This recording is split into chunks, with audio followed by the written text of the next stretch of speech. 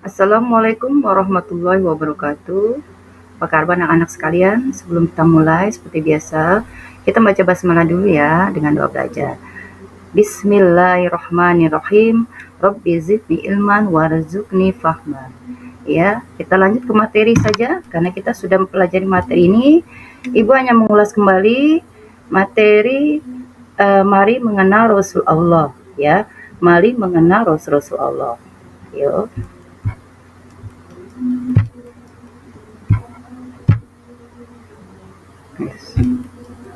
Makna Rasul Allah.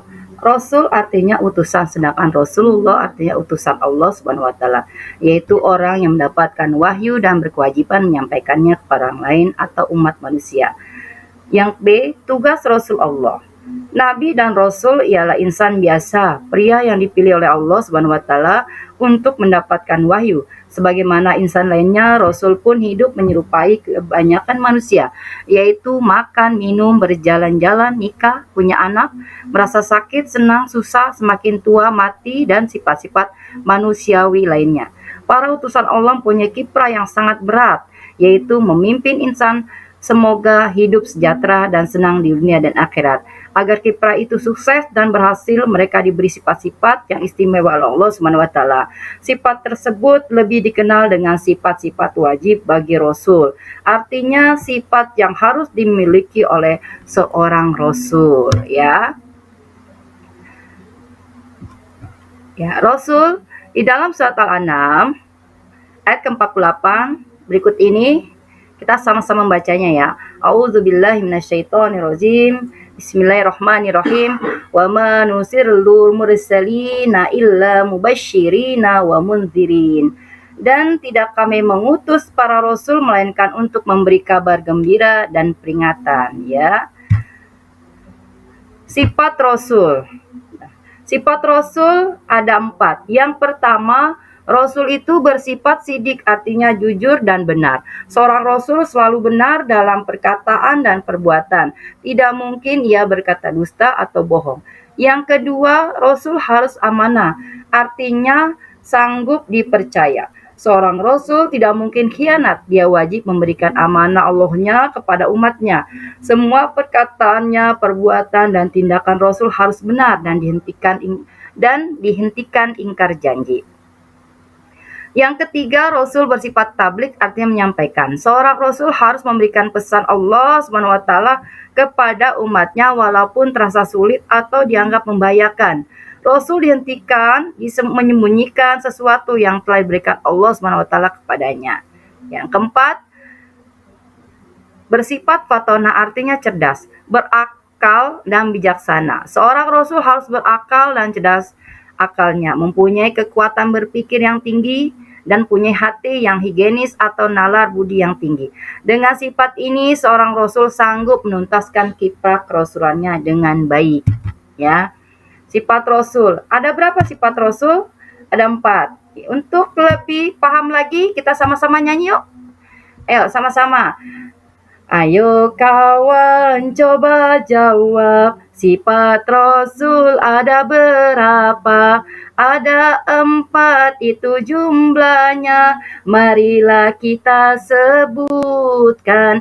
Sifat sidik artinya benar, amanah dapat dipercaya. Sifat tablik menyampaikan, fatona cerdas artinya, ya. Kamu untuk menghafalnya sering nyanyikan ini supaya kamu lebih hafal dan mengenal sifat-sifat dari Rasul. Nah, ini Rasul ada Rasul Ulul Azmi. Apa sih Ulul Azmi? Ulul Azmi memiliki keteguhan atau tekad. Sementara itu Rasul Ulul Azmi memiliki arti Rasul yang memiliki keteguhan atau tekad. Ada berapa Rasul Ulul Azmi? Nah, mari kita lihat.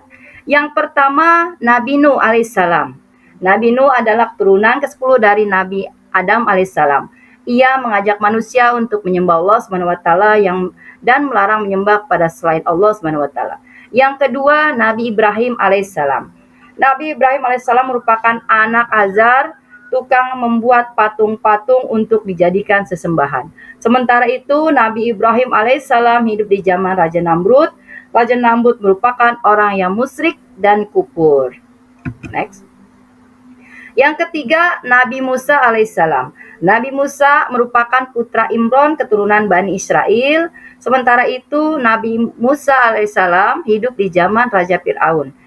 Raja Fir'aun merupakan orang yang zolim dan mengaku bahwa dirinya adalah Tuhan. Oleh karena itu, barang siapa yang tidak mau menganggap ia sebagai Tuhan, maka akan dibunuh.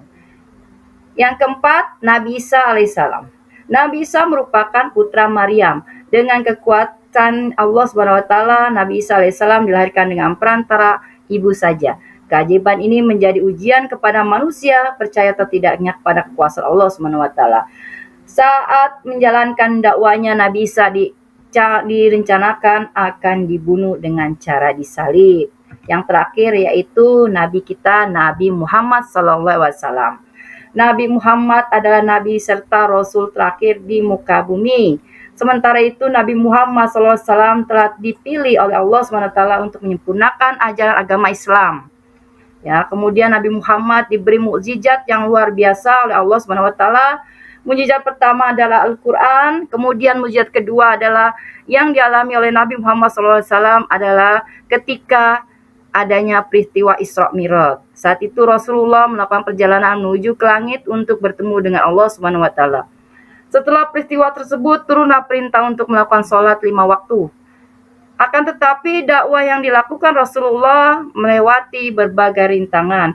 Rasulullah selalu mendapat cacian dan hinaan dari kaum kafir Quraisy.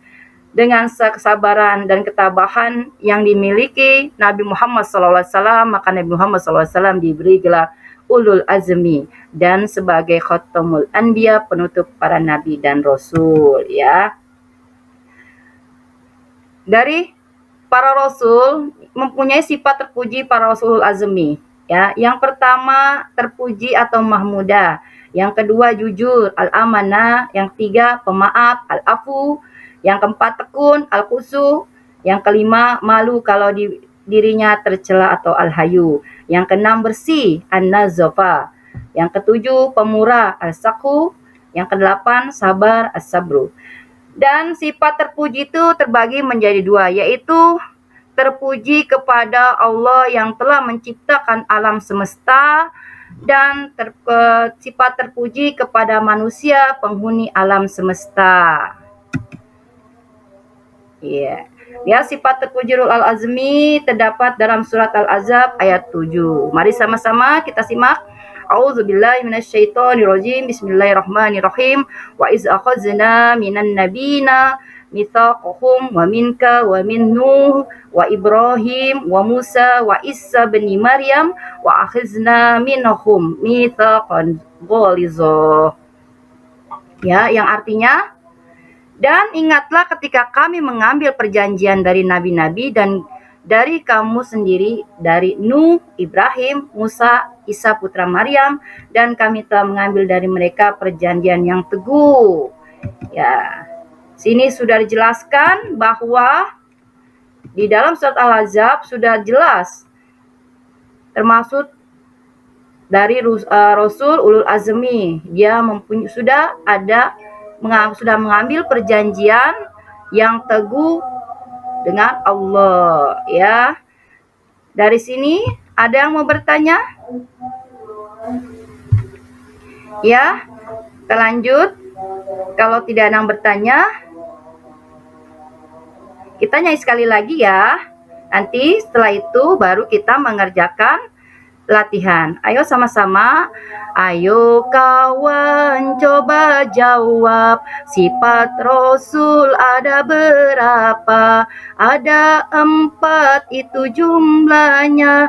Mari kita sebutkan. Sifat sidik artinya benar, amanah dapat dipercaya. Sifat tabligh menyampaikan, fatona cerdas artinya. Ya, kita ulang-ulang terus supaya kita hafal sifat-sifat dari Rasul.